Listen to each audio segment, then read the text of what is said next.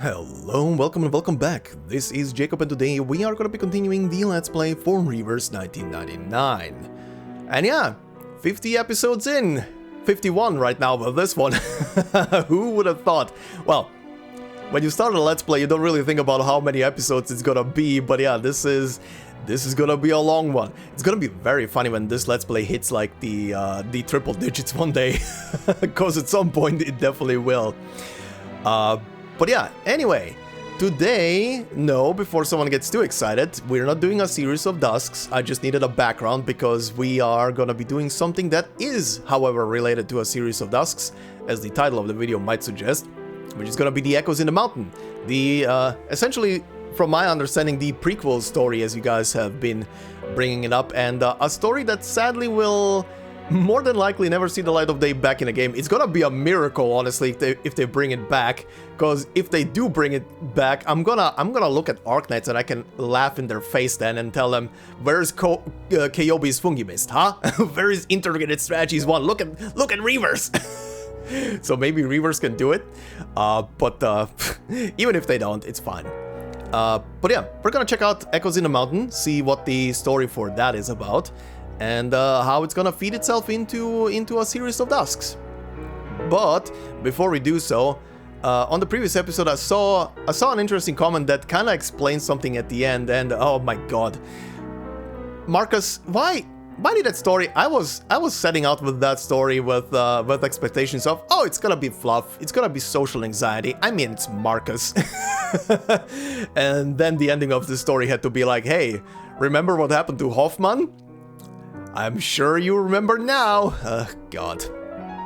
But yeah, regarding a thing that did happen at the end, that I was a bit confused, considering the 3 ghosts at the end of the story were like, their names were in quotation marks and stuff like that, so I was like, why, how, illusions maybe, or stuff like that. But on the previous episode, Mask Re9Re, I hope I'm reading that correctly, said, in my opinion, Marcus's story is one of the best, and I like that the 3 ghosts are very protective of Marcus.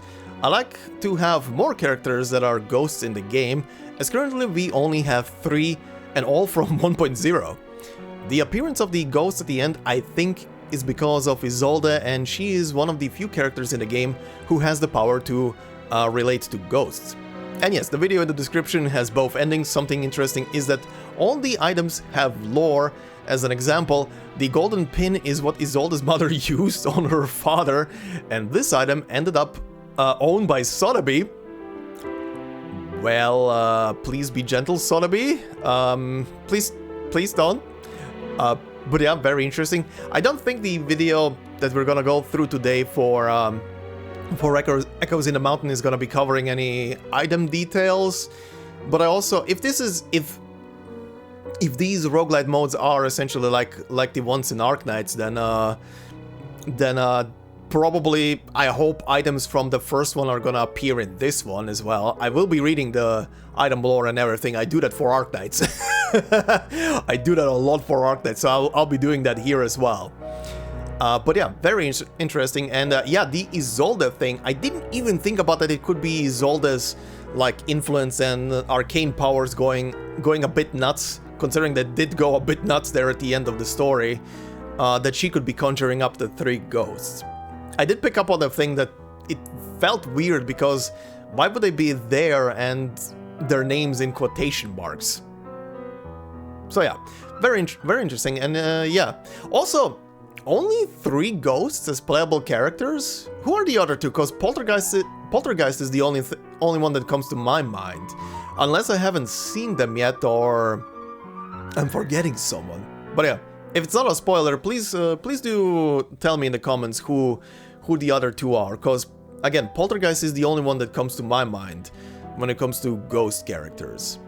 But anyway, Mask, thank you very much for the comment. And I saw another comment, and I'm just gonna quickly shout it out here, from Redshifted. So I'm not reading the whole thing. It's a pretty big comment. But in regards to the current side story that is in game, yeah, I'm gonna like I said, I'm gonna skip completely on it right now and wait until it gets re-added later in the game. It's fine. I feel fine about it. It doesn't really bother me. There, like I said, there is a lot more shit to do and go over. And like you said, just keeping maybe that one segment in the story. And by the way, but thank you very much for the comment that was without any spoilers, just kind of like talking broadly over stuff, like what you said, like maybe skipping one single instance in the nodes, so I don't get spoiled on something regarding to something else. But at the same time, it kind of feels like it would kind of feel like we're doing it, even if it doesn't influence the rest of the story. Skipping on that one cutscene, it feels kind of weird to do that. It reminds me of back in the day when I was the first time I saw, for example, and that was on German television in like an early day bracket.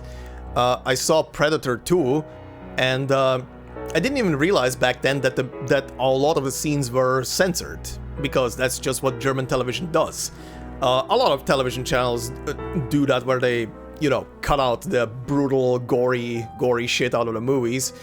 But I remember then later in life watching an actual English version of the movie, and might have even been a director's cut, I don't remember. But I remember I was watching something, and there was a whole scene that in the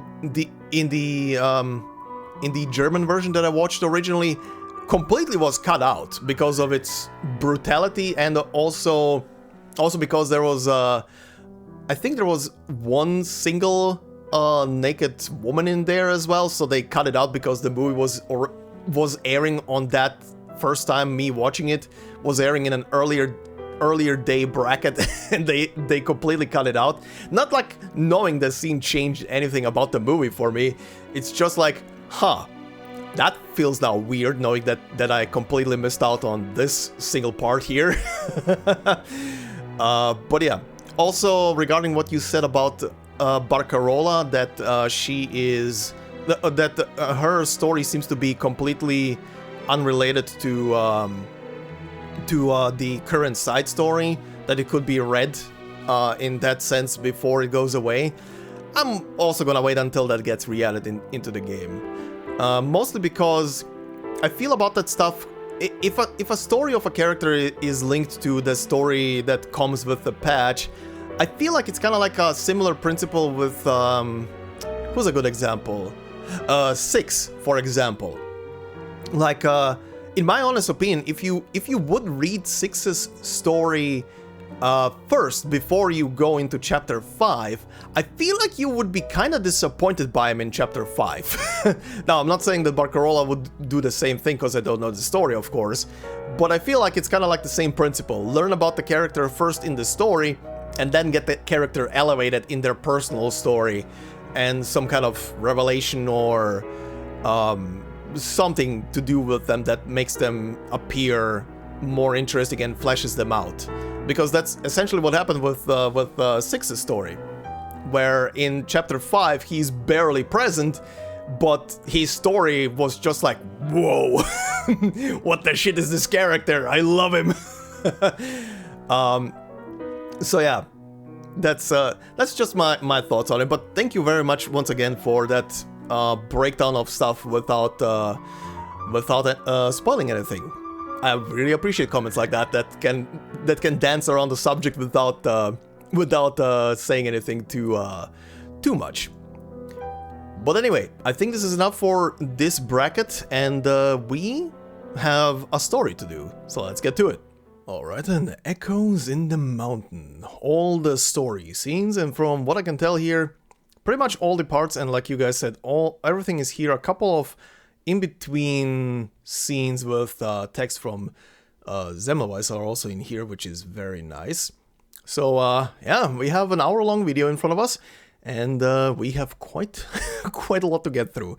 But before we do so, like just like last time with Semmelweis, this is from the Timekeeper channel. So I will leave links to the video in the description of this video and down in my own pinned comment as always. I do encourage you all to go to the video, give it a like-see, give it a view, and check out the other stuff on the channel, because this channel has a lot. I said it last time with the Willow story, but this channel has a ton recorded footage from the game, from just character conversations in the wilderness and stuff. So you guys might find some small stuff that you might have missed, and that you also can just point out to me and maybe tell me, hey, when you're done with this story in the future, go and check out this character conversation back in the wilderness. But yeah, the link to the video is in the description and the pinned comment. But anyway, this is gonna be a video, so like last time with Willow's story, I'm probably gonna be pausing throughout it, so I apologize in advance for the pauses, but you know, gotta catch up with text and what is happening. So it's gonna be a back and forth in audio. Anyway, Echoes in the Mountain, huh? A branch of Manus, an inaudible song, illusions and secrets. Alright. Let's get this started.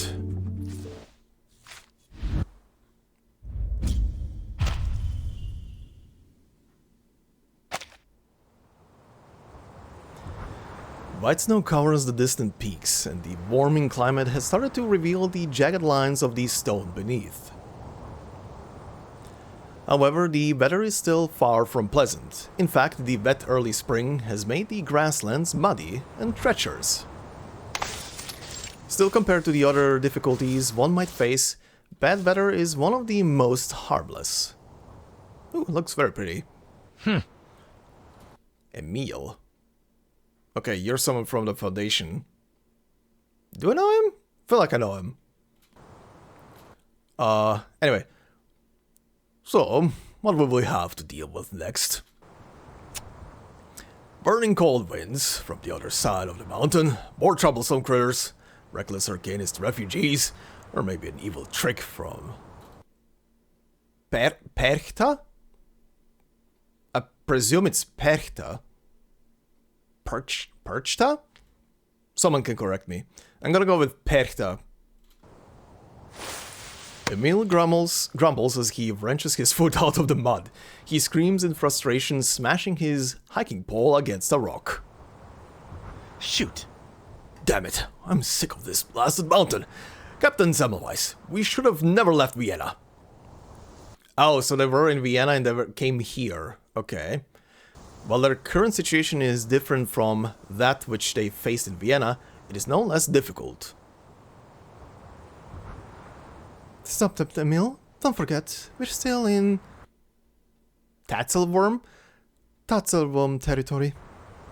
Could it be... However, if you want to get sprayed in the face with its stench, I won't stop you. What a pity. Our brave Emil, in an outstanding contribution to the study of crit biology, used his head to verify the strength of both the teeth. I love the sarcasm, sorry. Sorry, I love sarcasm. And the stench of the Tatzelwurm.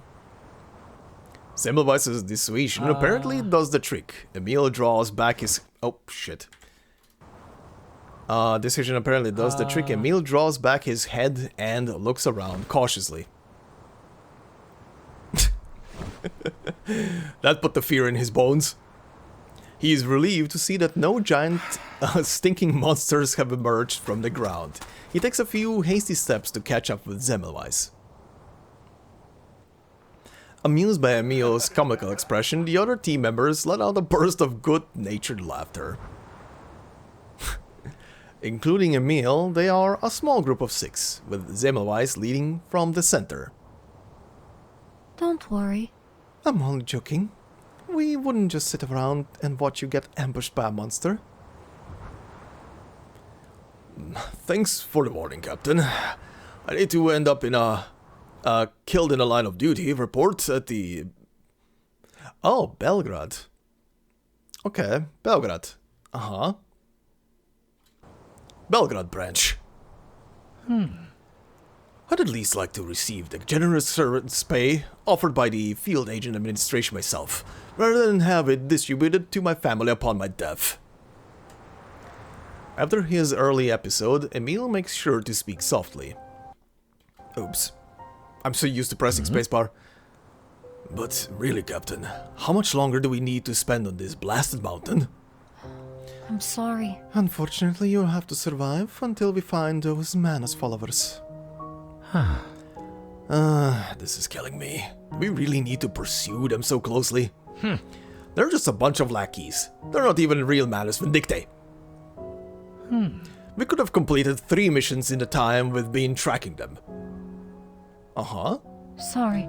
This mission came straight from the top brass at the Field Agent Administration. We have no choice but to accept. Besides, Although they're just one of many sects, some of these fanatical followers can be more troublesome than a Manus disciple.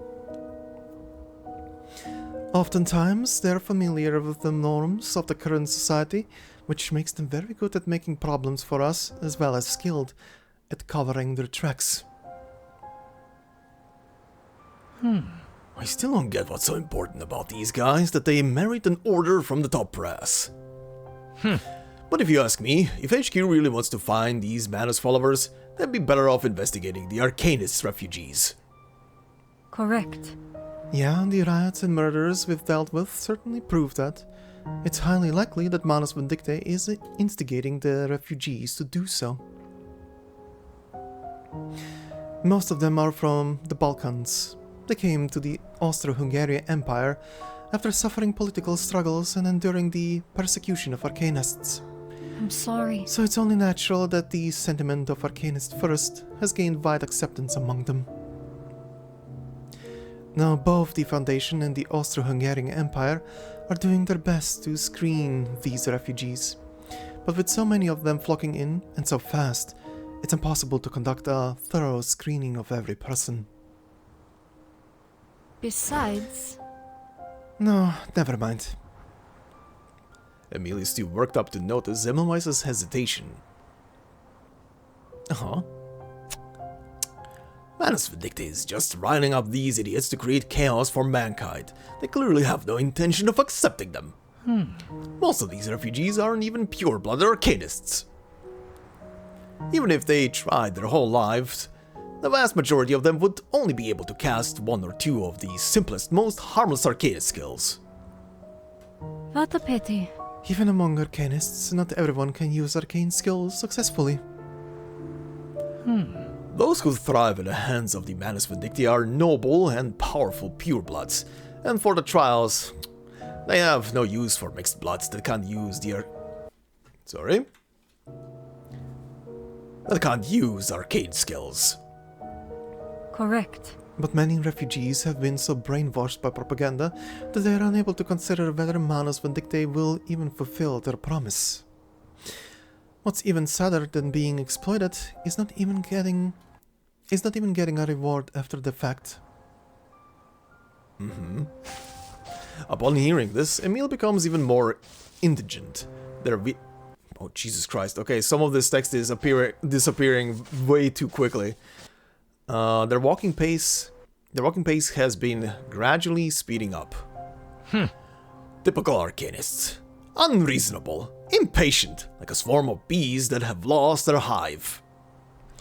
It shames me to think that some of these idiots are from my own nation, Serbia. Oh, he is from my neighboring state. Okay. Again, I'm Croatian. We are neighbors. Where is a Croatian guy? That's why we're tracking the followers. The earlier we clear these unstable... Semmelweis pauses. Emil gives her a puzzled look. What? What is it, Captain? Stop. What did you run into? Semmelweis raises her hand, signaling the team to be on guard. Emil's expression quickly turns serious. What's this? Do you smell that? That foul odor? That's weird. It smells like a sulfur mixed with worm sap. Is it a Tatzelwurm? I heard that. I thought they were just a myth. Semmelweis smiles to herself. I used to think so too. The odor's faint. It's obviously been gone for some time. There are traces on the grass here too. I see. It looks like it went this way. Aren't we going to check it out, Captain? Let's go. Yes, Tatzelwurms don't just appear for no reason. If it's ambushed some travelers, we need to lend a hand. Okay. That leads into something else now? No? Oh yes. Okay, so this is now... Tatzelwurm. Okay, these parts are gonna be voiced. A highly territorial arcane creature.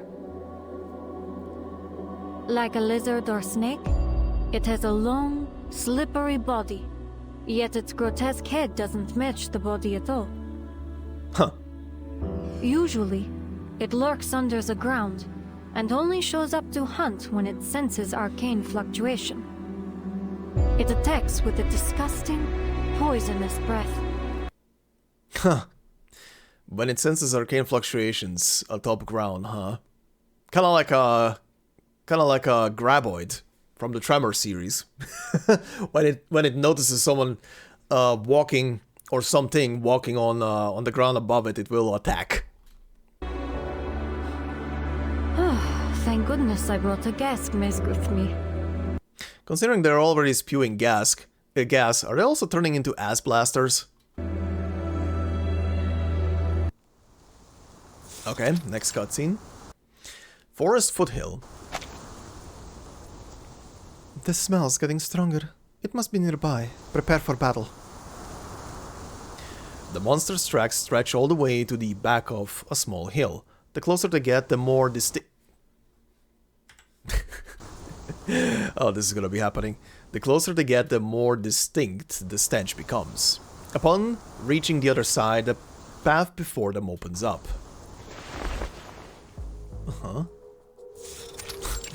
Camp foothill. A messy campsite with half-pitched tents. Splintered trees and scattered wood all indicate that this place recently experienced a major battle. But most notable of all is what looks like a monster's tail lying in the center. Ugh. Ugh, what is this? It's disgusting!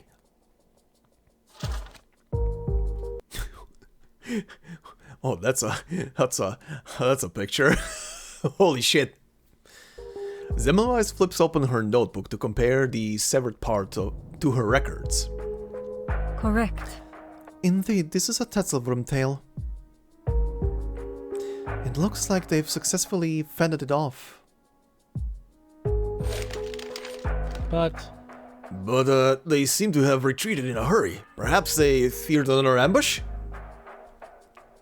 Stop. Wait, don't move. Semmelweis' expression turns serious as she notices a thin black liquid trickling from a splintered tree. She reaches out her finger, catching a few drops. Is that black pus from a Manus follower? Oh, is it? They get squished against a tree? So, a Tatzelwurm attacked the followers we've been tracking. This must have been the camp. Shoot! We were so close to catching those thugs. Emil, search the campsite with me. The rest of you secure the area. Both the Tatzelwurm and Manus followers may come back. Keep your guard up. Everyone use it. Yes, Captain! Semmelweis makes her way to the tent in the center of the camp. She half crouches in front of the campfire, holding out her palms. Okay. The fire is still warm. They left the campground about 2 hours ago. Based on the aftermath, it seems the Tatzelwurm's target was this tent in the center of the camp. Is this where the leader of Perchta is the group, I guess. Okay. I thought it was a person's name at the beginning. Never mind. Still wanna know how that is pronounced. I hope she says it in one of the voice scenes. Despite sharing the same name as the legendary Arcanist supernaturalist in the German region, Perta is... okay, if it's German then it's Perta. Is unmistakably a reinvented branch of the sect. This is the Mana sect that the field agent squad is currently tracking. While talking with the meal, Semmelweis conceals a crucial piece of information. Perta is not a regular offshoot of Manus Vindictae, but a dangerous organization that has been linked to over 30 murders. Damn. Wait. No, it's not so much that this is the central tent. Rather, it's been placed where everyone can keep watch over it. Could it be... somewhere everyone can see. Could it be? Semmelweis dips her head and makes her way into the tent. The inside is empty, save for the flash of a shiny object in the corner, which catches her eye. Okay. What's this? What's this? A mirror. Mirror? Oh yeah, wasn't...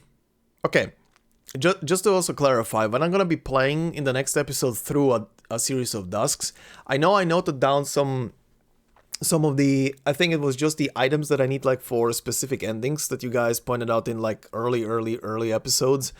I have it noted out still in my notes, but I think for the purposes of the first Let's Play, first playthrough of it, I'm not gonna be watching the notes. I'm just gonna blindly go through it and see what happens. But I believe a mirror was mentioned for one of the endings, but that's fine. She examines the mirror. Some sort of misty veil is obfuscating the reflection. It's impossible to see its image. This was clearly created using arcane skills.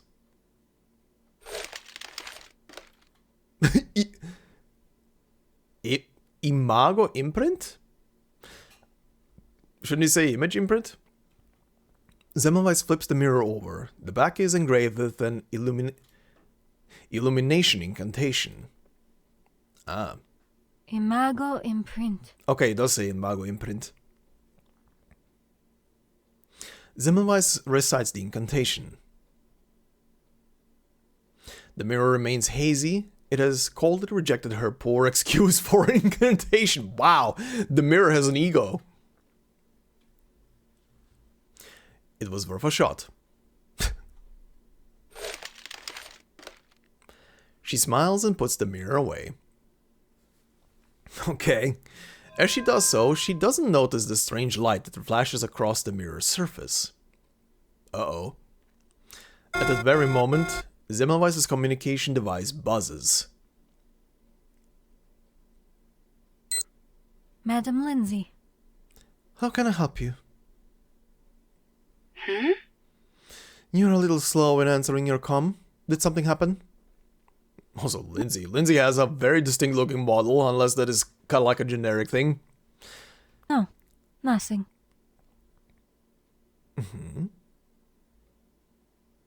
Semmelweis' superior does not dwell much on the issue. She quickly moves on.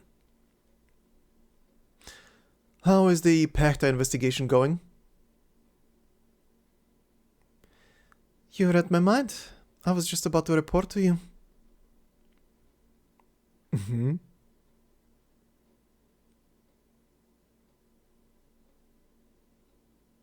Okay. Okay, that was a long black screen. That's all. What the shit is the squelching sound right now? That's all. Do you have any questions, Madam Lindsay? Sounds great. Using Tatzelwurms to track down Perta, your ingenuity has exceeded my expectations. Good work. You're right. I'm flattered, but the only reason I could do it is because you instructed me on the habits of the Tatzelwurms. Tatzelwurms do not have eyes. They hunt by relying on arcane skill fluctuations to locate their prey on the surface. A team almost entirely composed of humans versus a team entirely composed of Arcanists. Without a doubt, Tatzelwurms would be more inclined to attack the latter. But I still want to ask you a question about this. Hurry up and ask. My time is valuable. Here's the thing. The Tatzelwurm attacked the tent in the very center of the camp. Haven't you figured it out yet? Located in the center of the camp, with no cover around it, in full view of everyone. It's quite simple. That's the tent where they house the prisoner. Oh, they use the prisoner as bait. Where they house the prisoner, I see. The Tatzelwurm went for the easiest target. She's very important to the Manus followers. Pacta will protect her at all costs. So the Tatzelwurm attacked the last person it should have messed with. Madam Lindsay, it sounds like you have an idea. You have an idea as to the identity of the prisoner. Is there anything I should know? It's nothing. No, there is no information I need to disclose to you. That's brutal honesty.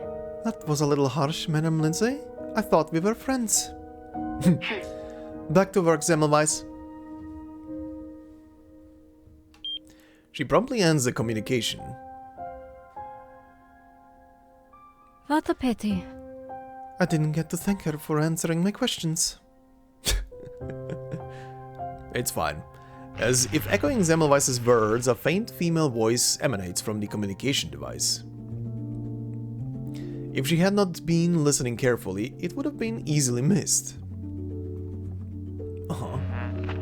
Huh. Is there someone else on the comm? Hello? Sorry. Your voice is a bit soft. I didn't catch what you said. Semmelweis strains to make out the voice. Soon it dawns on her. Is someone singing? Ah. The voice is not coming from the comm, but drifting over from the other side of the foothills.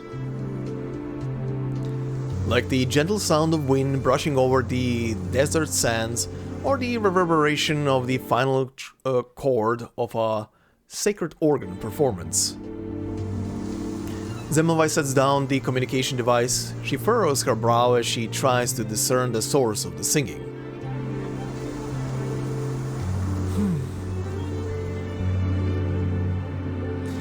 The song seems to possess a different kind of magic.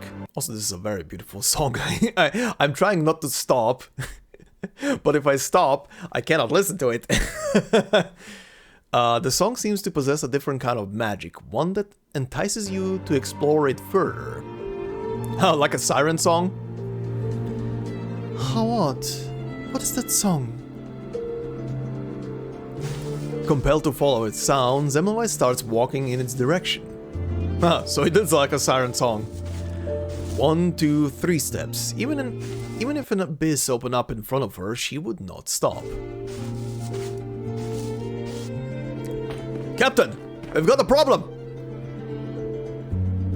Emil's voice cuts through the song, adding a discordant note to that entrancing melody. She snaps back to reality. Notice what was going on, huh? Am I hearing things? Nah. She shakes her head as if to shake the song out of her mind. But the song still lingers in her ears.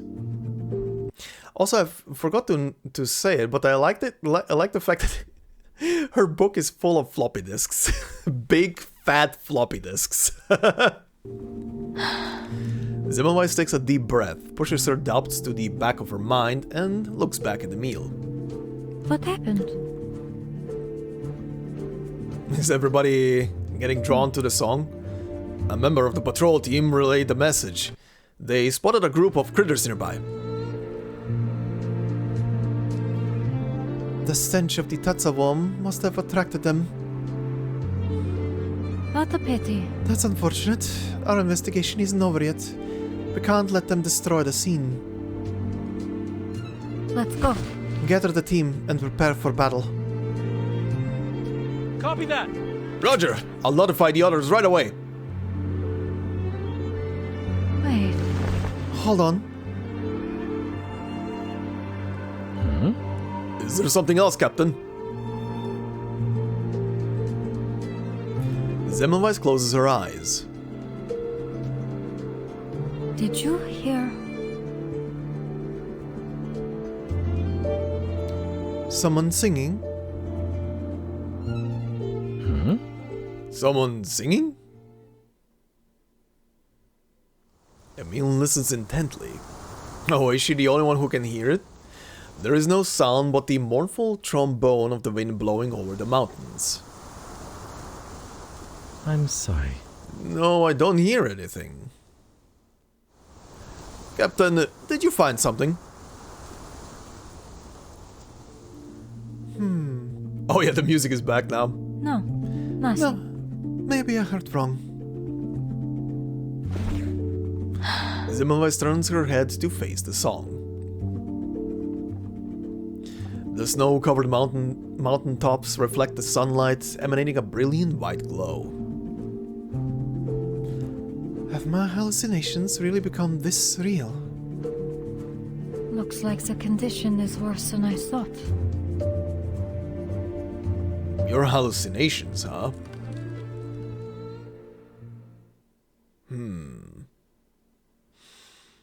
Okay, interesting. Oh, where are we now? Oh, Laplace Rehabilitation Center. I'm very sorry, but your condition... The doctor before her appears troubled. Familiar opening line, Doctor. I see. I know what will happen next, so go ahead, give me the bad news. It's fine, I'm prepared for what you have to say. This condition is extremely rare. The majority of the records related to this condition were lost in the storm. Even the recovery centers won't be able to find a cure for quite some time. I see. Thank you. For your honesty, Doctor. But I still have a question. How much longer do I get to live? The doctor falls silent as he considers her question. Maybe. Around 3 to 6 months. During this time, the condition will affect both your body and mind. What condition? Her vampirism? Or something? Or is she gonna, through this story, become the vampire? So I still have 3 months to live. Sounds good? But I can't promise that the conditions won't worsen sooner than that. so... Therefore, the Foundation has temporarily suspended your position as an investigator and has arranged for you to rest at a recovery center. That way, the medical department can keep you under observation. During the time, the recovery center will carry out calculations to try and find a treatment for you. Thank you. I appreciate your kindness, but I'll just take it slow while I continue working on missions. No matter what. Don't be a hero. You're not fit to continue as an investigator. Rest and a speedy recovery are the best options. I see. You're right. I'm not fit to keep working as an investigator. But what if I were to join the Field Agent Administration? You mean the History Maintenance Team? Hey, History Maintenance Team, huh? You shouldn't. Miss Semmelweis, as an investigator, there's no need for you to take on such a dangerous position. Dude, you literally just told her she has like 3 months to live. Even if you guys are going to be working on some kind of miracle solution to have her magically survive over 3 months or who knows how long, you know, the doctor has nearly leapt to his feet in surprise. This choice would be confusing to anyone. Correct. That may be true, but I know the nature and field agent work better than you do. It's the best place for me right now. You and I both know this condition is incurable. Instead of spending the next 3 months pointlessly waiting around, I'd like to use my remaining time to contribute to the Foundation. The nature of the field agent teams is fundamentally different from that of investigators. I hope you aren't making such a big decision on a whim. So it's a little more dangerous and has a higher mortality rate. What difference does that make to someone who has less than half a year to live? Thank you. I have a lot to be grateful to the Foundation for. Unlike other Arcanists, my bloodline gives me no advantage. But the Foundation still chose me to serve as an investigator. I hope through this I can repay the Foundation's faith in me. Silence. For some time, neither Semmelweis nor the doctor break it. The light is beginning to fall. A faint shadow outlines the doctor's body. I see. I understand. Your feelings for the Foundation are admirable. Is that what you thought I was going to say? The doctor erupts into a harsh laugh, but his tone drips his tone dripping with sarcasm. You Arcanists like to think you're so smart, but then you wind up shooting yourselves in the foot. Oh. Oh, I forgot. You're not even an Arcanist. I mean, can an Arcanist who can't use Arcanic skills really be called an Arcanist? Damn, he's getting sassy. I don't know what you are talking about. Doctor, it's an honor to contribute to the Foundation. The doctor's face twists unnaturally. Neither the Foundation nor Manus Vindictae care about the rotten wand who can't use arcane skills. I see. Rotten wand? I've rarely heard the term since becoming an investigator. What a nostalgic expression. You may not have the arcane skills, but you certainly have the inherent stupidity of an Arcanist. Your unique talent lies in always making the wrong decision. Perhaps you think this is resistance, but you're only struggling in vain. Just like how Fig Wasp will eventually return to the dark, cramped Fig. Wherever you flee, the filthy cold corner that is your destiny is waiting for you, you useless little Arcanist. Damn. Okay, I guess because of the verbal earlier on screen, this is some kind of illusion or nightmare. It is your fate. An irreversible fate. Semmelweis's expression remains unchanged, as if the doctor were talking about someone else. She stands up and bows to him. Time to go. Time's up. I must be going.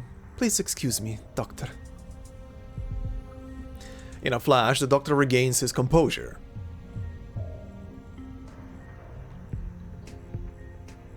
He pushes his glasses up and once again takes his seat behind the desk. When did you realize this was a hallucination? From the start.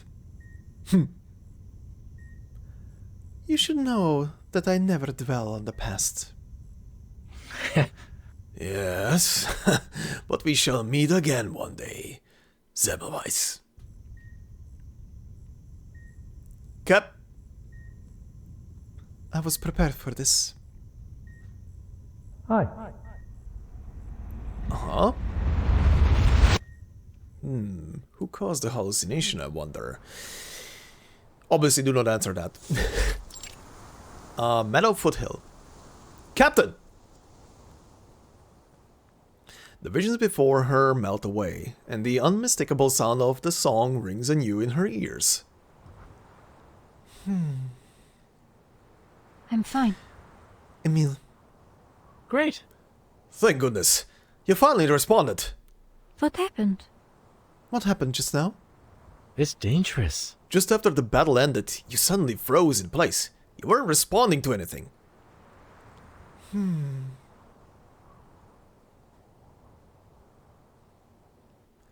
The hallucinations are becoming more frequent and increasingly realistic. It is almost impossible to distinguish illusion from reality. This really is like Kyobi's Fungi Mist, where Kyobi was literally just hallucinating shit while she was on shrooms. And it is not just hallucinations, even her own memories failing her. No matter how hard Semmelweis tries, she can't remember the recent battle. Huh, interesting. This is not a good sign, but it is not unexpected. Don't worry. I was just a little absent-minded. Don't worry about me. Oh. Really? You better be okay. If something happens to you, I'll have no hope of getting a promotion. Emil cuts himself off mid-sentence, realizing his misstep. He lets out an embarrassing chuckle. Uh-huh.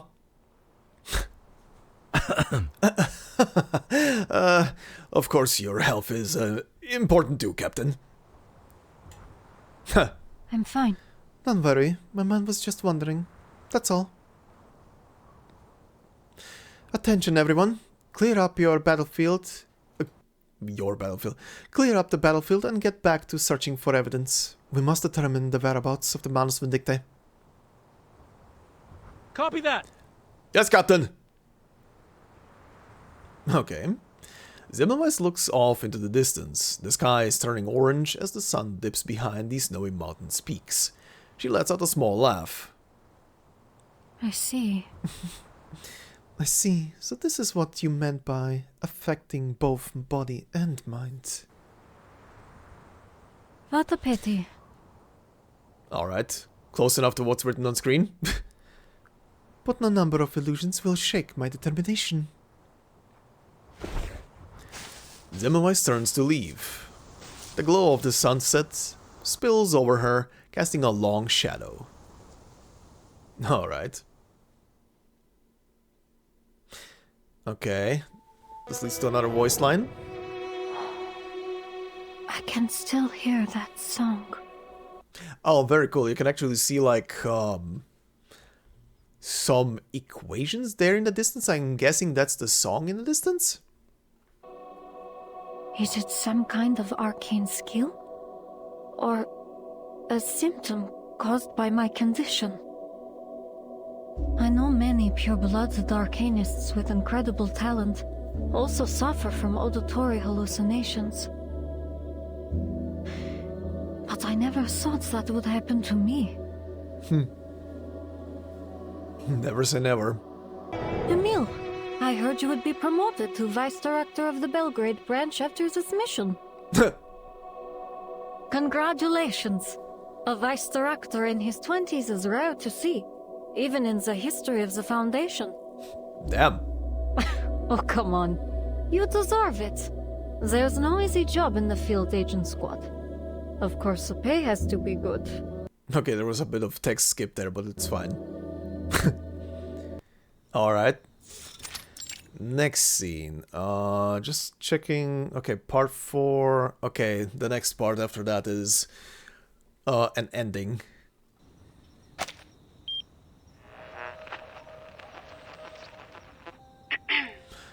Progress report, Semmelweis. Madam Lindsay. All's well, Madam Lindsay. We've confirmed the direction of Pachta's retreat. Madam Lindsay remains silent, prompting Semmelweis to explain further. They took the captive to an abandoned village nearby, apparently in an attempt to hide them. For an extremist organization associated with numerous murders, their actions seem inconsistent with their past conduct. Clearly, they're trying to gain something crucial from their abductee, something significant enough to make them forego their usual methods. So, what's your assessment? I have not yet fully formed speculation. I have I have. Ah, not yet fully full. I was like, there's something missing. Do tell. Could it be... I think the prisoner is related to the Arcanist refugees. What's your reasoning? Based on our investigation in Vienna and that of other field agent teams, we can infer Manus Vindictae's current goals. They're trying to incite the Arcanist refugees to create chaos for the human authorities. Whether they riot or go on a murder spree, these desperate refugee communities are prime recruits for Manus Vindictae. However, under the dual control of the Foundation and the Austro-Hungarian Empire, Manus Vindictae's incitement remains relatively limited in scale.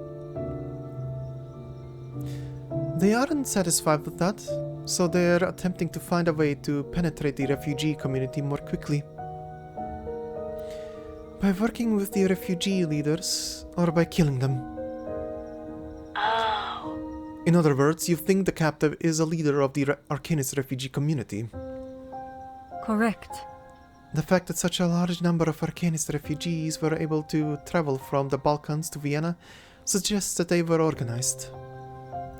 Considering that Pechta tends to prefer house arrests, the most reasonable analysis is that the prisoner holds a special position in the refugee community, one that even the Manus Vindictae cannot simply replace.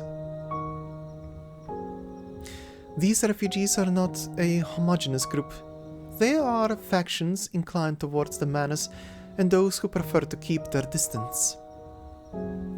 This may be the epitome of the struggle between the two factions. Your inference is logical and fits with the intel the Foundation previously obtained. Nice. In that case, complete the mission quickly and find out what they're up to. Copy that. On it. Here is the case. After we... Whatever this generic voice is that they gave this silver fox in a picture, it sounds too young. After you're also way too meek. After we return to the Foundation, the recovered Sentinel will propose a new treatment plan. They've gathered some information on your condition.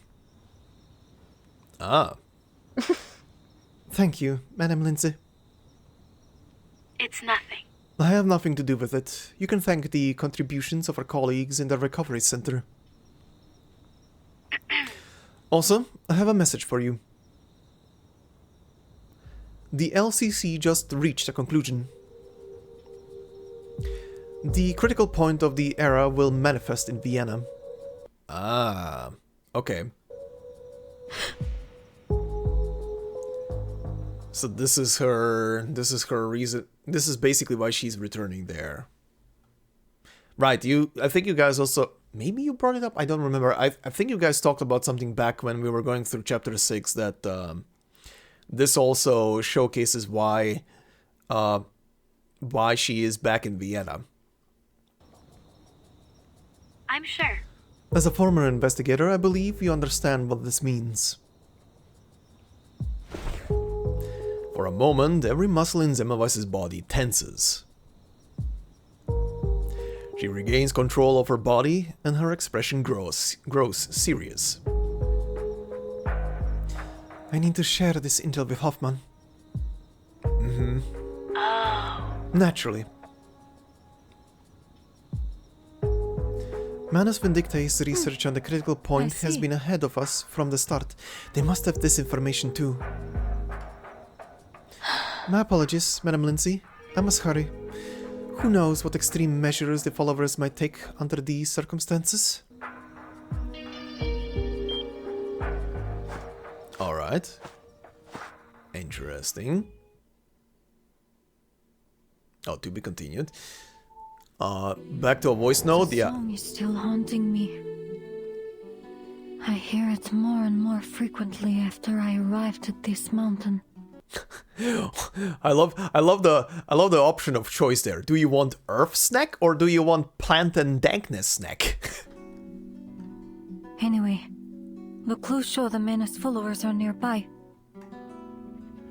The critical point has been generated. I'd better complete the mission and go back to the headquarters as soon as possible.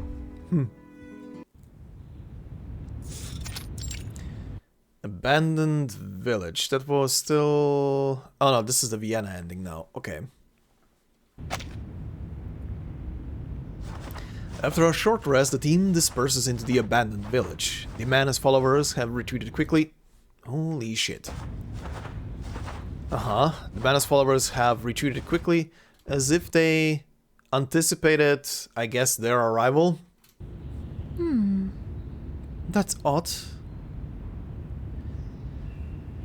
How long ago had the singing stopped? Oh, interesting. When the long-lost silence descended again, it somehow felt a little out of place. Did it disappear during the battle just now? Perhaps for only then could it have disappeared without her noticing. The return of Emil interrupts Semmelweis's pondering. Captain! Did you find anything? Yes. Following your Word. What the hell? Following your indications, we found a secret chamber nearby. The chamber bears traces of a traveler's brief stay. It's clear that the Menace Vindictae were there. Let's go. Take me there. Huh?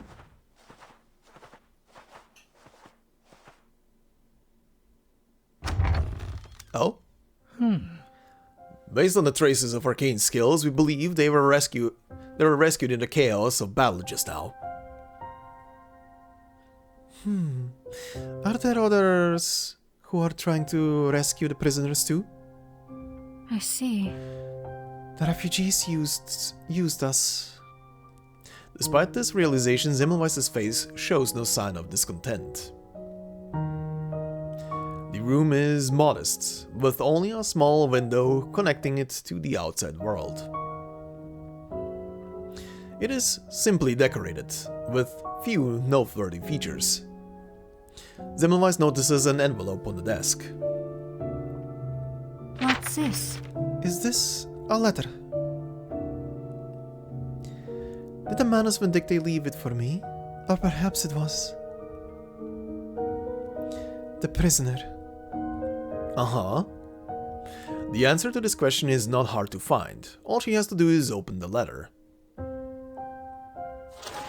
Semmelweis reaches out and picks up the letter from the table. The ink has not yet dried, clearly the sender left not long ago. The letter is not long, just a few lines. However, Semmelweis reads it several times, searching for any hint of the Menace Vindictae's whereabouts. Is this some sort of hallucination? No, nothing. No, it can't be. If this was indeed a hallucination, it was so realistic as to be indiscernible from reality. Semmelweis takes a deep breath and calms herself. She doesn't want Emil to notice her heightened state. Okay, from who is this? No? She examines the letter again, word by word. Hello, unknown visitor. I know a way to cure your condition and keep you alive. Ooh. Oh, okay, is this how she gets to the vampirism thing? Don't answer that, of course. That's right, I have a method to help you survive the affliction given to you by the infected. Please find me in Vienna, then you will find redemption and overcome impurity. There is a signature at the bottom. Lorelei from the Rhine. Ah, that's a familiar name. Okay. Who is this person? How does she know all this? Semmelweis's biggest secret is written so plainly, like an open menu awaiting the scrutiny of a customer. Countless questions begin to swirl in her mind. For a scholar, the infected is too broad a term. It encompasses countless failures and few survivors. God. Hearing the infected is never gonna leave my mind. I immediately went to think of Oripathy from Arcanists. Therefore, in Arcanum, there is a more precise and direct way to refer to this disease that almost exclusively affects Arcanists. The Beyond disease. Okay, that's a very specific name. Beyond? Why specifically Beyond? That is the true name of Semmelweis's affliction.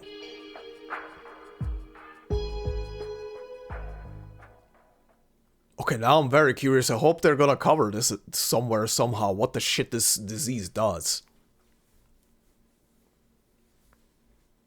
Obviously, if it's not gonna be covered here, but in a future story, don't tell me, unless it was already covered in the main story, but I don't remember it coming up. What's wrong? Captain, what's wrong? You've been staring at the letter for a while.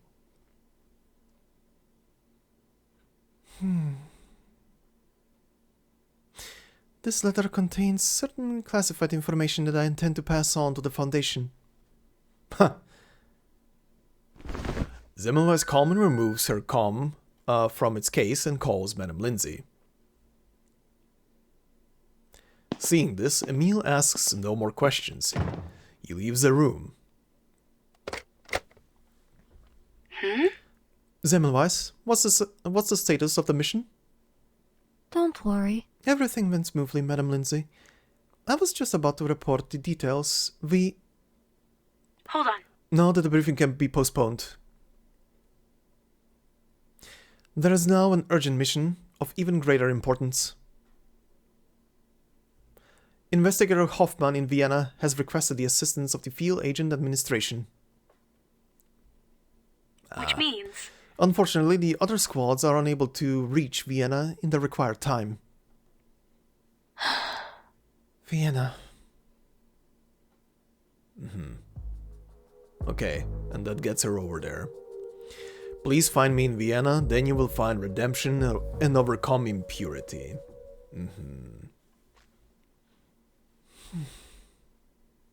Copy that. I understand. I have 2 teleport arcane scale floppy disks. Oh. Okay, that can't be all that's in that book, but okay. They'll help me reach Vienna quickly. Nice. I promise you, this is your last mission in this era. When you return, the medical department will talk to you again about your condition. Thank you. Madame Lindsay, Hoffman is my friend too. I'm glad for the opportunity to help her. Upon ending their communication, Semmelweis places the communication device back into her backpack, just as she has done countless times before. Lorelei from the Rhine. Semmelweis mutters, looking towards Vienna. Is this also fate's doing? Okay. Interesting. The end. Okay, that's one of the endings, of course. To Vienna, to where ominous clouds gather. Alright. Okay. The man and his followers are right ahead. Wait, does this say what this is? Oh, Echo's monologue. According to the traces. Wait, the red color. It's so beautiful. I must reach for it. Oh! No. I'm seeing things this time. So, the hallucinations have invaded into the real world? I need to hurry up.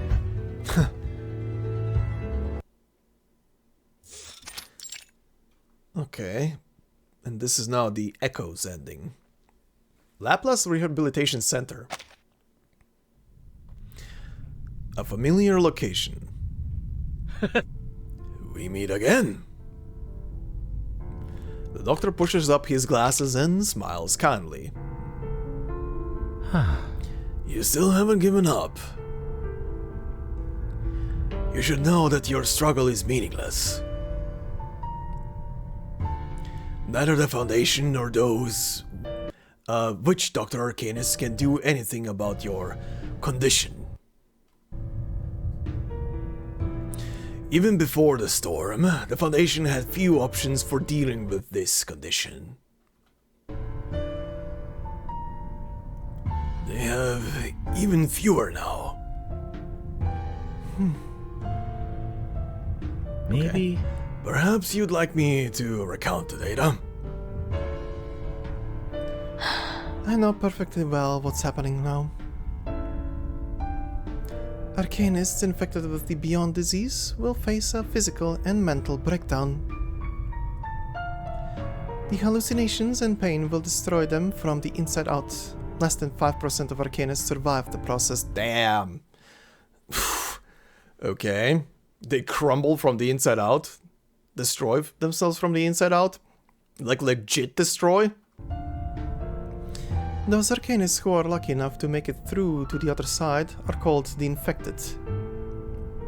Besides, The majority of them will be plagued by mental illness for the rest of their lives. Oh, so it's it's kind of like dementia, or Alzheimer's, rather. Kind of just destroys the structure of the brain.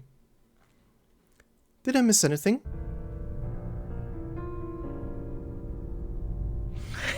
You seem to know what's going on, rotten want.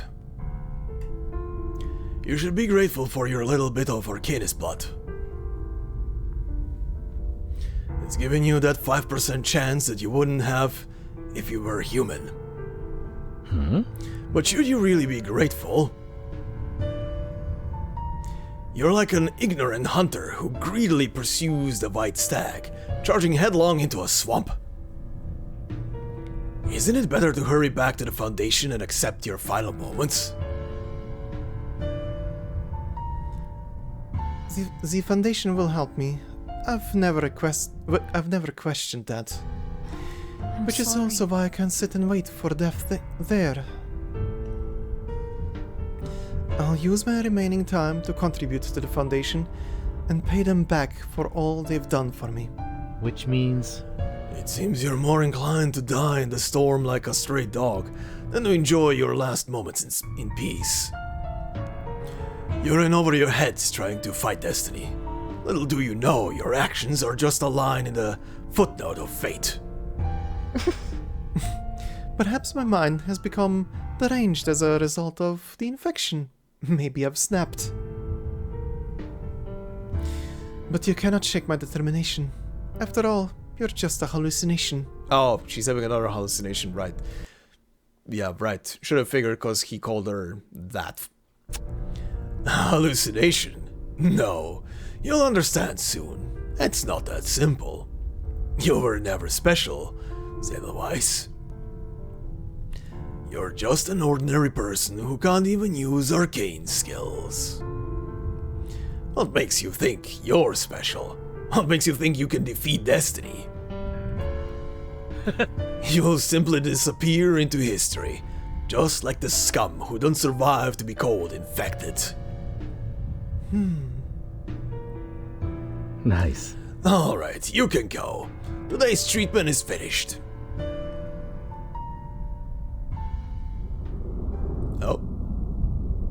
Warble. And back here. The scene shifts. By the time Semmelweis comes to her senses, she has left the hallucination. He was boring? She lowers her head to examine her hands. They're beginning to fade away, becoming transparent. She can see the light shining through her palms and hitting the ground beneath. Uh-oh. Intense pain tears that sound. Tears the gaps between bone and flesh, as if the two are trying to rend themselves from one another. Okay, so it is actually destroying the body physically, not just the brain. The breakdown of my body, mind and body is accelerating. Could it be? Is it because of the singing? Since the singing started, the symptoms of the Beyond disease have rapidly increased in intensity. Like a catalyst? Captain, are you okay? Emil looks worried. Does the letter say anything special? Since you first looked at it, you've been in a daze. Oh, I mean, thinking. Semmelweis looks down at the letter in her hand. Okay, same thing again. Hello, unknown visitor. Uh-huh. I know a way to cure your condition and keep you alive. Okay. That's right, I have a method to help you survive the affliction given to you by the infected. Okay, same thing. So, just, it started with a hallucination. Okay. Lorelei from the Rhine.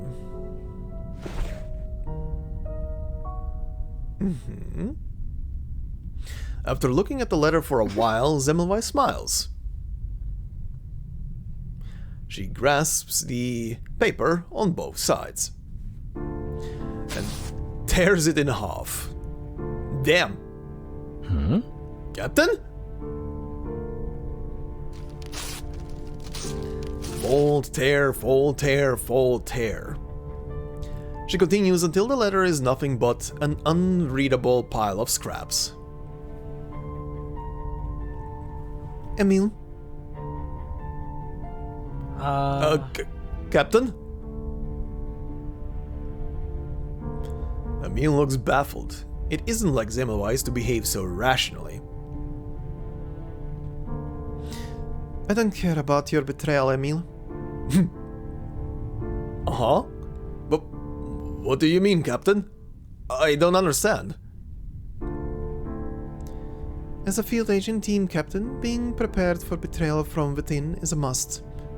I saw this coming. Wait, Captain, are you joking? Was the rumor actually true? Don't worry. Don't worry, I don't intend on using that method. There is no need to go that far. Evidence indicates that the prisoner, Lorelei from the Rhine, left during the battle with the Manus Vindictae. In order for her to leave so smoothly, someone must have helped her. And for someone to pull off this operation with such precision and leave a letter, they obviously knew where we were. Wait, Captain, surely you don't suspect me, do you? Do you really think I'm passing information to Lorelei from the Rhine? Captain, I'm completely loyal to the Foundation. How could I do something like that? Semmelweis ignores him, her words calmly cutting through his veiling. Therefore, when I saw this letter, I came to a conclusion. There must be a spy on the team, one who is feeding information to the enemy. And most of the refugees we're tracking are from your home country, Serbia.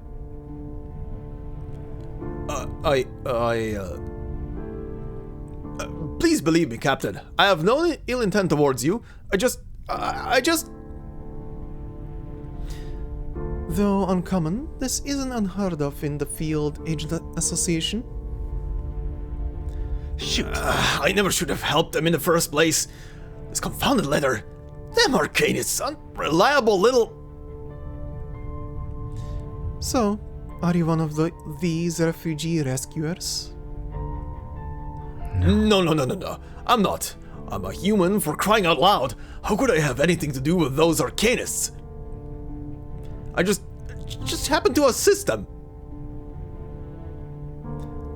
I tipped them off, told them we were going to take care of this team of Manus followers, and that was it. I had no idea what they were up to.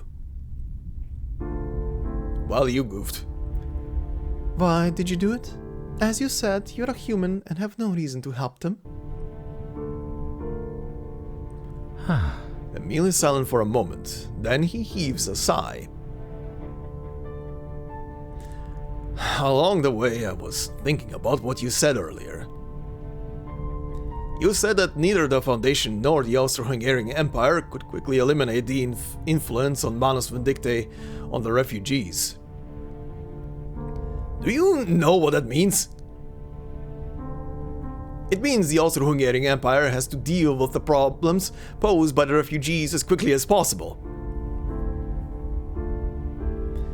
The Empire is well aware of the damage a group of unstable Arcanists can do.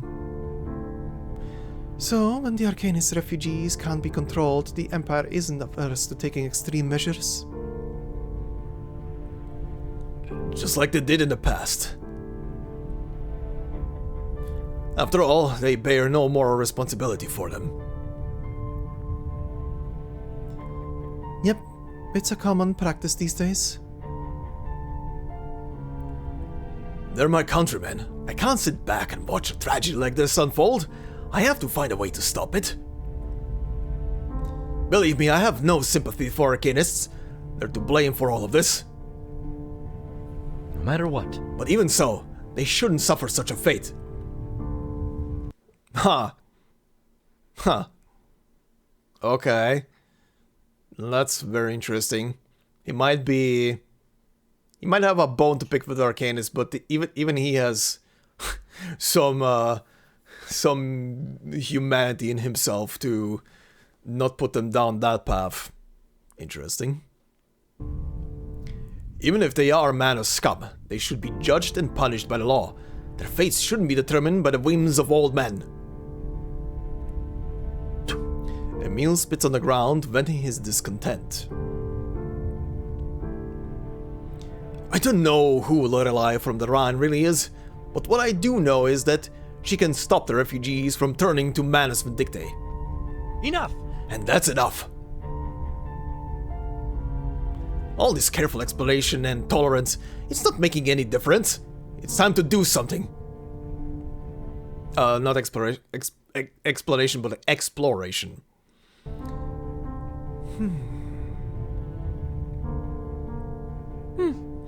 I understand your motivations. I must say, your behavior surprises me a bit, Emil. I thought you really hated Arcanists. Everyone hates Arcanists, but they are still people. People who live side by side in this world with me. Damn. Damn. That's a very interesting statement.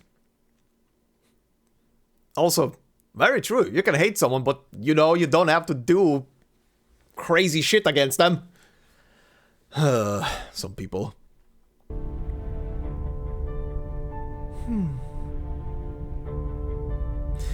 There is something I neglected to tell you. I'm also an Arcanist. Uh-oh.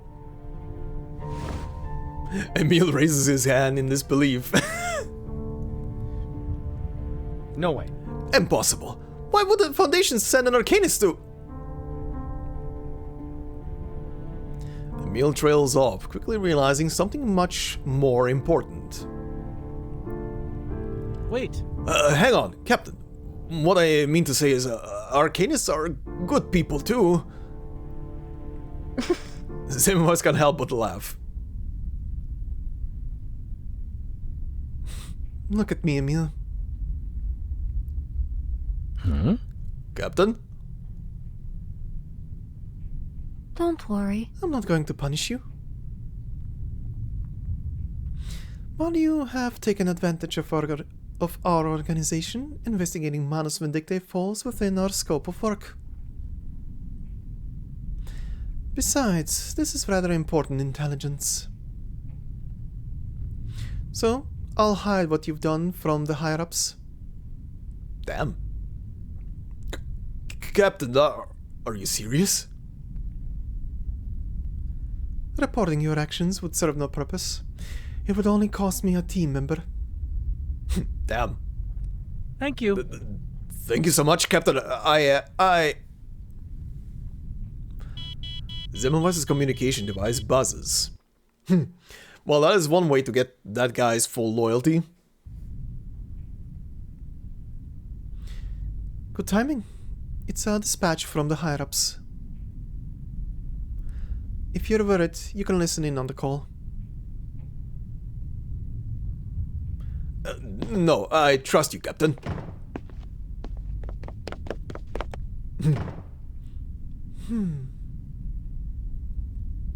Semmelweis is not lying. She does not intend to report Emil's actions to Madame Lindsay.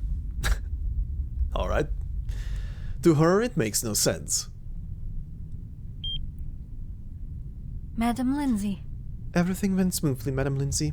I was just about to report the details. The critical point of the era has emerged, which means the arrival of the storm is imminent. Upon its arrival, the storm will wipe out his existence completely. There is no need for her to do anything. Yeah, I guess that also makes sense. Not like he's gonna make it when the storm hits. You mean Vienna?